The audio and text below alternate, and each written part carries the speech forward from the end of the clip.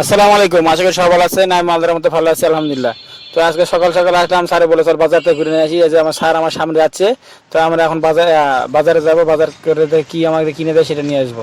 Madam কালকে বসলো গাজীপুর যাব, কিন্তু গাজীপুর আর যাওয়া হলো না। তো বলে যে সকালে বলে যে গাজীপুর যাবো না, তুমি মানে ম্যাডামের ছেলেরে নিয়ে আসার কথা বললো আর কি।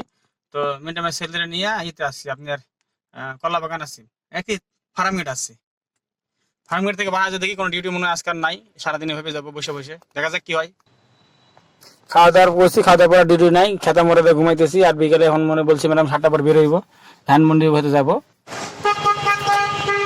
ম্যাডাম ধানমন্ডি আসছি, আর ধানমন্ডি আসি বঙ্গবন্ধু গাড়ি মানে বাড়ি ভাঙার পরে আমি এই এলাকায় আর আসি নাই। তো আজকে দেখি একটু বাড়িটা দেখে যাই কেমন অবস্থায় রাখছে, অনেকদিন ধরে এলাকা আসা নাই। তো দেখি শেখ হাসিনা বাড়ি ভাঙার পর এদিকে আর আসি নাই, অনেকদিন ধরে আসি নাই। কিন্তু কথা ওঠে না, কথা হলো এটা ভাই, ভাঙ্গা বাড়ি পাহাড়ের জন্য মনে করেন 4টা গাড়ি পুলিশ আছে, আর্মি আছে, এগুলা কি জন্য রাখছে ভাই এতগুলা? এই ভাঙ্গা বাড়িতে কি আছে? আর ওই ভাঙ্গা বাড়ি পাহাড়ের জন্য এত লোক রেখে দিছে, মানে এত ভয় এদের ভিতরে। একদল গেছে আর একদল আছে, তো রাজনীতি কথা বিষয় নাই বলি। আর আমার ভিডিও যে যেখান থেকে দেখতেছেন, ভিডিওতে লাইক কমেন্ট শেয়ার সাবস্ক্রাইব অবশ্যই করবেন। সবাইকে ধন্যবাদ, আসসালামু আলাইকুম, আল্লাহ হাফেজ। এই ধানমন্ডি থেকে বিদায় নিলাম।